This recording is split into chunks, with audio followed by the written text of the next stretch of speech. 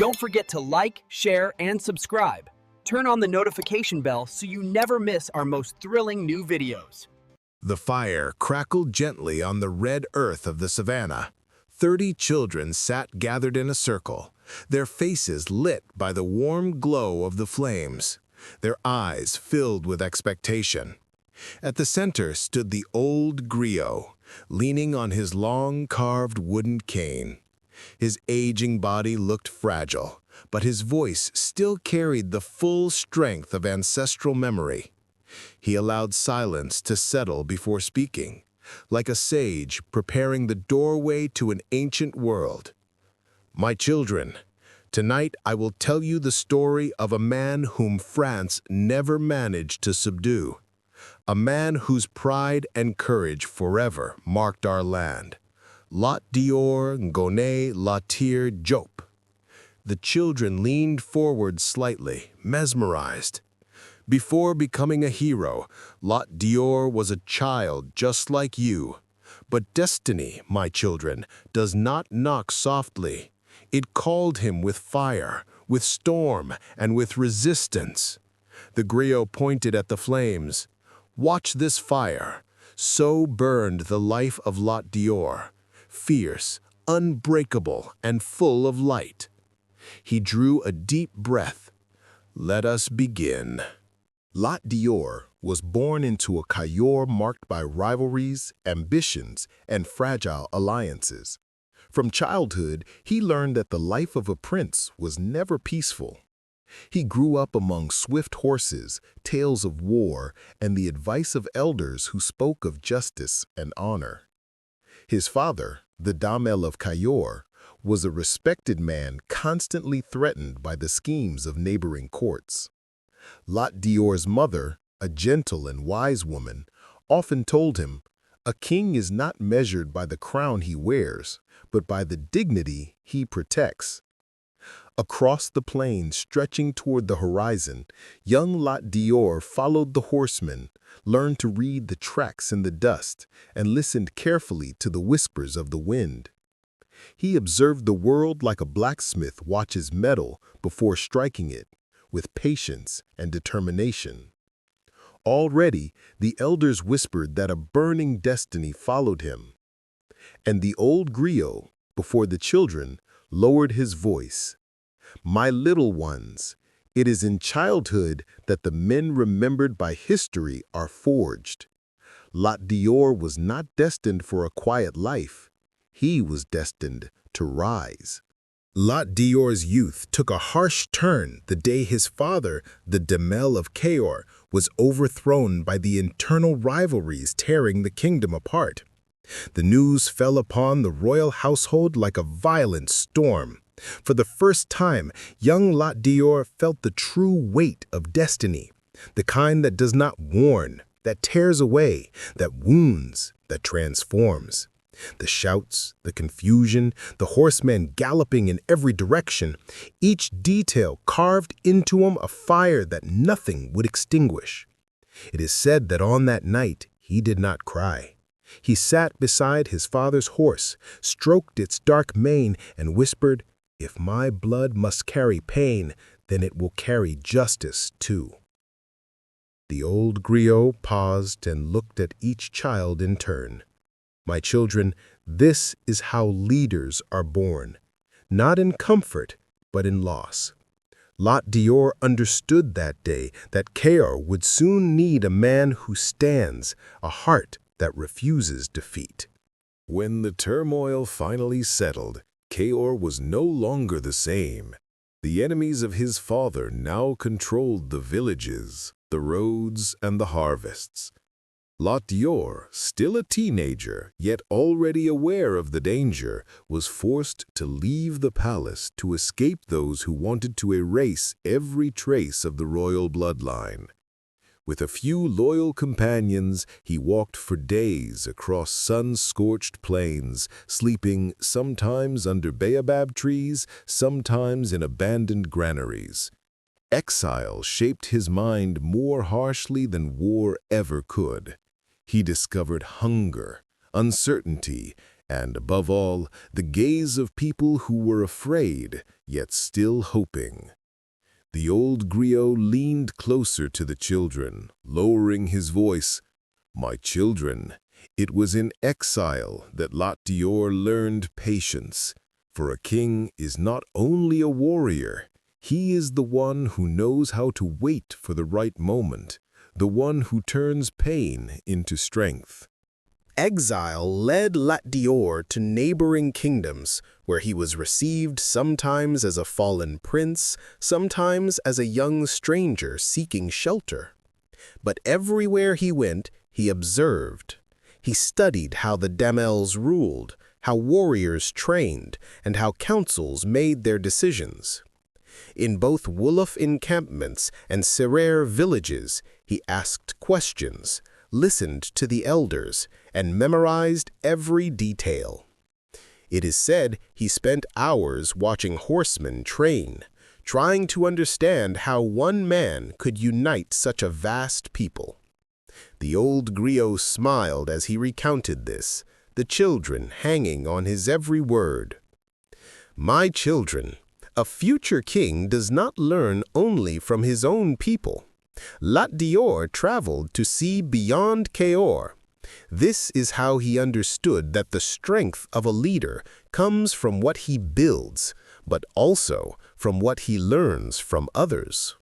After several years in exile, Dior finally returned to Cayor, but he was no longer the young boy who had fled deadly rivalries.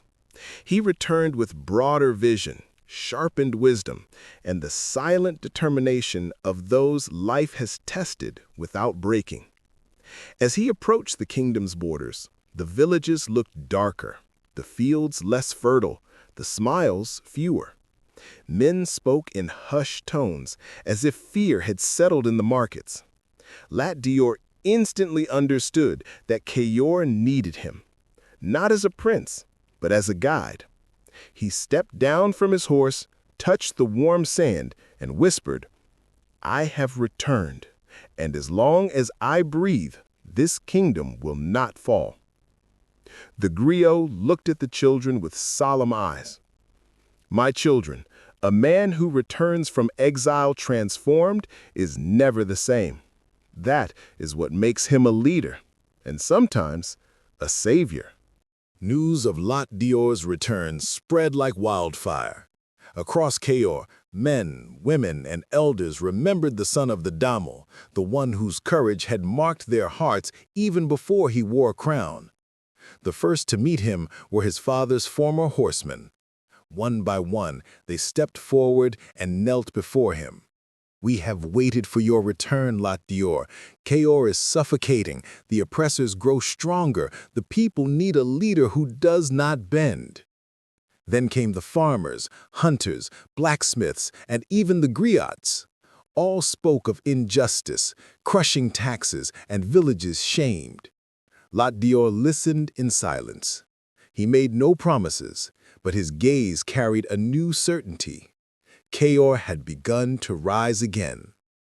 The old griot straightened and said to the children, "My children, a leader does not force himself upon his people, it is their hearts that turn toward him." And in that moment, Cayor chose Dior. With the people gathering around him, a new energy flowed through Cayor. Drums echoed again in the villages, not to announce war, but to awaken hope. Dior summoned his horsemen and lineage leaders beneath a great kapok tree. There, he spoke to them at length, his voice calm yet determined. "We are no longer fugitives. We are no longer broken men. We are the sons and daughters of Cayor, and our duty is to restore its dignity." The men nodded, eyes burning with conviction. Even the youngest understood that something immense had begun. In the days that followed, villages sent their finest horses, their best archers, their strongest blacksmiths. It was as if an entire people, silent for too long, suddenly awakened from a deep sleep. The griot tapped his staff gently on the ground. "My children, remember this. A people who recover their courage become stronger than any army. One evening, as the sun disappeared behind the plains of Cayor, Dior gathered his closest companions beneath the sacred kapok tree, where ancient kings once came to swear their oaths. The wind whispered softly, making the leaves tremble as if the ancestors themselves were listening. Dior placed his sword before him, knelt down, and declared in a firm voice, "I swear to defend Cayor. I swear that no invader shall ever humiliate our land. As long as my heart beats, the freedom of Cayor will live." His companions followed, laying their weapons in the red dust. Their voices rose, deep and united, forming a chorus that seemed to reach the stars. The griot looked at the children, his eyes shining. "My children, that night a vow was made, stronger than iron. A vow that would change the history of Senegal forever." As Cayor was rising again under Dior's leadership, a growing threat loomed on the horizon.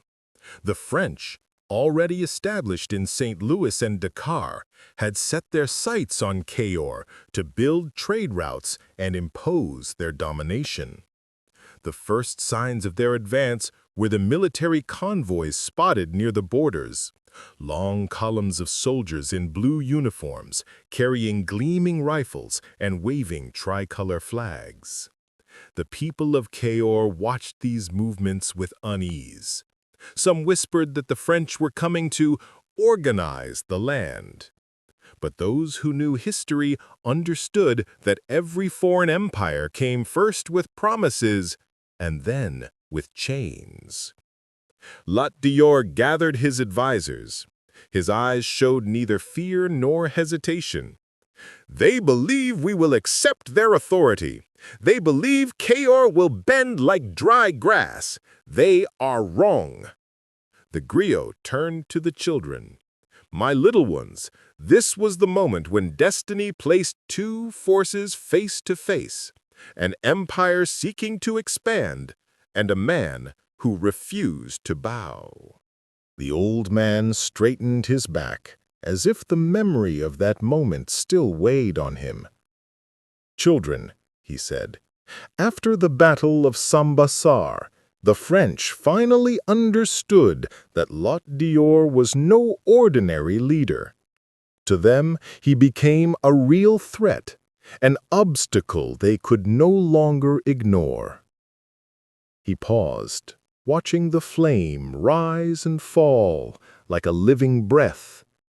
"Then," he continued, "they sent envoys carrying sweet words and deceptive promises. They wanted to buy peace, but above all, they hoped to weaken the Damel's spirit.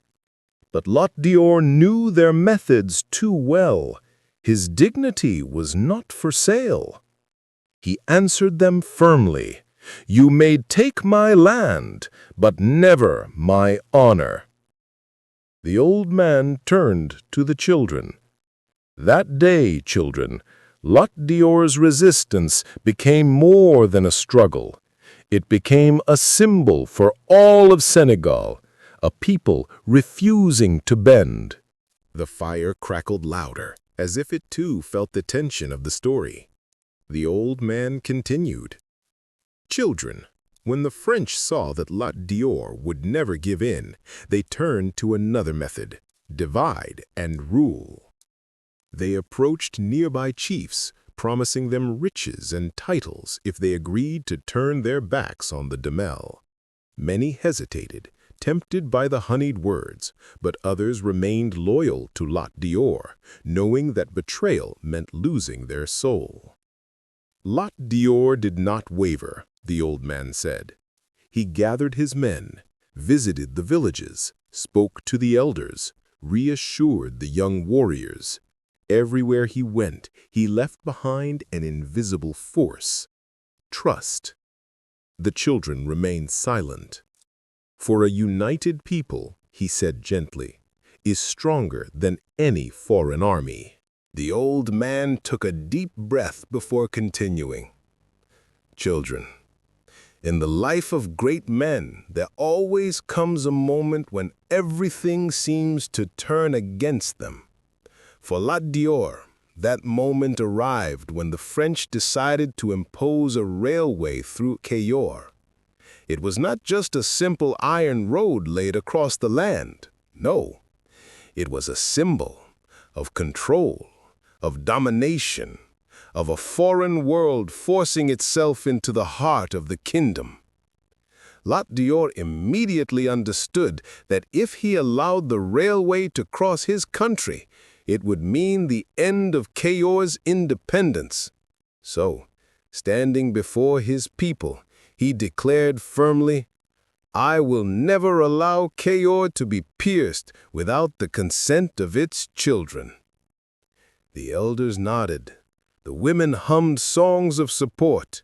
The young warriors raised their spears. Even the wind seemed to listen. And so, the old man said softly, the resistance entered a new phase, open, direct, and determined. The old griot continued his tale with a deeper voice, as though the memories themselves weighed heavily in the night air. Children, when Dior refused the railway, he did not simply reject a foreign construction. He rejected the idea that his people should become strangers on their own land. The French, irritated by his resistance, sent envoys, first with promises, then with threats. They offered gold, weapons, titles. Dior refused everything. "A kingdom is not for sale," he said. So the French resorted to what they knew: division. They sought allies among rival leaders, inflamed jealousies, pushed some toward betrayal. Cayor became a field of intrigue where every word could be a trap. But Dior did not waver. Surrounded by his most loyal companions, he traveled from village to village, reminding everyone that freedom is not a gift, but a duty. And wherever he passed, the old man added with a nostalgic smile, children would run behind his horse shouting, "Damel! Damel!" For despite the plots and the threats, the people knew he carried their destiny on his shoulders. The old man paused for a moment, watching the flames rise and fall as if they mirrored the rhythm of Lake Dior's destiny. "Children," he said, "when the resistance became too strong to ignore, the French understood they needed to strike fast and strike hard. They sent a large detachment equipped with modern weapons, far more powerful than the traditional spears and muskets of Cayor. But what the French did not understand was that strength is not measured only in metal and gunpowder. Dior knew every path, every forest, every hill in his kingdom.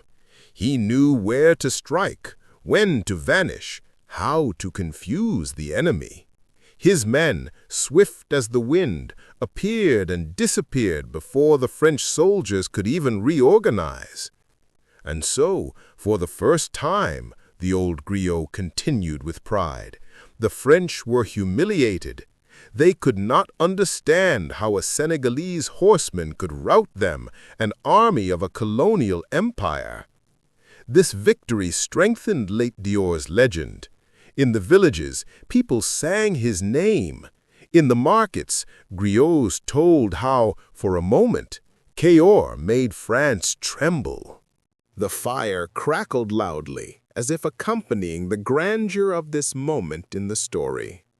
The old man continued, "Children, after their humiliation, the French decided to change their approach. They understood that Dior could not be defeated by force alone, so they chose another weapon: deception. They tried to buy some of the Damel's close allies, offering wealth, land, and protection. A few wavered, tempted by promises from foreign hands. But those who were truly loyal stood firm, like the baobab trees surrounding our villages. Dior, aware of the divisions that could arise, gathered his most loyal companions. That night, around a fire much like the one before the children, he said, "It is not the enemy outside that frightens me. It is the weakness that may grow within our own hearts. If we divide, we will fall. But if we remain united, no army will make us bow." These words became a vow. Every warrior swore never to betray, neither out of fear nor greed. And so, the old man concluded, the resistance became not only a fight against the French, but also an inner struggle, the struggle to remain faithful to one's people and one's honor. The old man lifted his staff and slowly drew a circle in the sand, as if trapping the children's attention within the gravity of the tale. Children, after promises and threats, after attempts at corruption, the French turned to what they believed was their most powerful weapon: divide and conquer. They approached certain leaders of Cayor, playing on their ambitions. To one they said, "Why should Dior be Damel and not you?" To another, "If you stand with us, we will support your rule." These words slid like snakes through the grass, silent but dangerous. Soon the kingdom became a place where everyone distrusted everyone else. Secret alliances formed, promises were made at night and broken at sunrise. Dior, watching his people fracture, felt a pain deeper than any wound from battle. The true enemy is not always the one who carries a weapon, he told his advisors. Sometimes it is the one who whispers in the shadows. The old man looked at the children with solemn eyes. "In such moments," he said, "the greatness of a leader reveals itself, standing tall when everything around him begins to crumble." The fire kept dancing, casting shadows on the children's faces, shadows that seemed to take part in the story themselves. The old man resumed softly, "Children, despite the divisions and betrayals, Dior never abandoned his people. On the contrary, he doubled his efforts to mend what had been broken. He traveled through villages, speaking to the elders, listening to doubts, calming anger, reminding everyone that Cayor was one single family. Wherever he went, his presence restored confidence. Some even said his horse recognized the paths where hearts were uncertain. One evening, during a great assembly under a towering kapok tree, Dior addressed the leaders of the kingdom. His voice carried far, clear and unwavering. "It is not France who will decide our future. It is us. As long as we remain united, no empire, no matter how vast, can break the soul of Cayor." His words resonated like a war drum. The leaders looked at one another, some hesitant, others ready to arise. But gradually, wills began to align. That night, the old man said, Dior rekindled the flame of hope in a people who desperately needed it. The old man straightened his back slightly, as if to signal a turning point in the tale. "Children," he said, "after that great assembly, the French understood that Dior was not just a rebellious leader, but a living symbol. As long as he stood, Cayor would never bow. They then decided to strike at the heart. They appointed a new Damal, an obedient man chosen not by the people but by colonial authority. It was an insult, a provocation, an attack on the very dignity of Cayor. When Dior learned the news, he remained silent for a long time.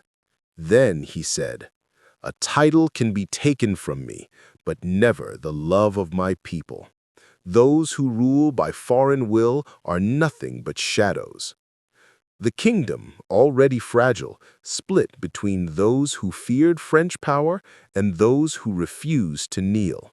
But everywhere, in markets, in fields, in distant villages, a single whisper rose. The true Damel is Dior. The old man looked at the children gently. "My children, a leader does not need a throne when he carries his people in his heart." The old man slid his hand across the ground, scooping a bit of sand and letting it fall between his fingers. "Children," he said, "at this point in the story, Dior could have given up. He could have chosen exile or surrendered as others had before him, but that was not in his nature. Instead of fleeing, he gathered his most loyal warriors and declared, 'Cayor cannot be sold, replaced, or ruled by those who lack the courage to defend it.' His men, bound by loyalty, prepared for a fight that would be more than a battle. It would be a declaration, a proof that honor cannot be negotiated. They launched swift attacks against the forces of the Damel imposed by the French. News spread quickly. Dior had returned. Dior refused to bow. Dior reminded the world that Cayor belonged to those who loved it. But this resistance came with a price. The French increased their pressure. They reinforced their army, watched the villages closely, intimidated the leaders. And yet, the griot said with a smile, never had the people been so certain of one thing: the story was not over. The hot wind of the Décalé plain carried the smell of dust and destiny. Dior, Gone Latir Diop, the Damel of Cayor, sat proudly on his horse, his silhouette cutting through the early morning light like a blade of honor. His eyes were calm, but within him burned a fire that no empire could extinguish. For years, the French had advanced, road by road, pact by pact, but Dior refused to kneel. To him, surrendering Cayor meant surrendering the soul of an entire people. On October 27, 1886, before the sun rose, his warriors stood ready. At his side were the loyal Chuchun, the swift cavalry, the archers, and the Jamburu draped in their protective charms. Dior raised his sword, its blade catching the first light of dawn. "Brothers," he declared, "today we fight for dignity. If I fall, none of you shall retreat. Cayor must stand, even without me." A thunderous cry rose from his men. "Damel! Damel! Damel!" When the battle erupted, French rifles spat fire. The cavalry of Cayor charged forward like a storm unleashed. Hooves thundered across the plain. War cries pierced the air. Dust spiraled into the sky. Dior rode at the front, fearless. His horse darted between bullets, as if dancing with death itself. He broke through one French line, then another. To his men, he looked like a spirit of war. But modern rifles were merciless. A bullet struck his horse, which collapsed beneath him. Dior rolled to the ground, rose instantly, and kept advancing, sword in hand. His clothes were torn, his face powdered with dust, yet his eyes still burned with defiance. A French officer whispered, astonished, "That one, he will never retreat." A second volley was fired. This time, the bullet hit Dior in the chest. He fell to his knees, placed one hand on the earth of Cayor, and whispered, I die, but Cayor shall never die." Then he collapsed, like a great tree falling after standing against many storms. His warriors, seeing their damel fall, screamed one final war cry and charged to protect him. Many fell beside him. On that day, in Dekele, Dior lost his life, but won immortality. For a people still remembers the fire of that last battle, the day their king chose freedom over submission. The gift of knowledge. The old man straightened his tired back and lifted his staff toward the darkening sky. The glowing embers cast a red light on his time-worn face. "My children," he said in a steady voice, "the most precious inheritance is neither gold, nor kingdoms, nor powerful weapons. What survives across centuries, what never fades, is the knowledge that we pass on." He paused, letting his gaze move slowly across the young eyes shining around him. "Empires rise, flourish, and fall. Kings die, borders shift. But knowledge continues its journey, carried by those who cherish and protect it. It shaped Timbuktu, the Songhai, the Tukulor, and so many other peoples of our lands." The evening wind made the children's shadows dance. "Remember this: learn and then teach. And when you teach, do it with respect, just as your ancestors did for you. That is how stories remain alive and how peoples are not lost to oblivion." He lowered his staff and added softly, "This, my children, knowledge is the only inheritance no one can steal." Silence settled gently over the circle as a sacred veil, as the children understood that beyond wars and kings, it was the human spirit that truly shaped history.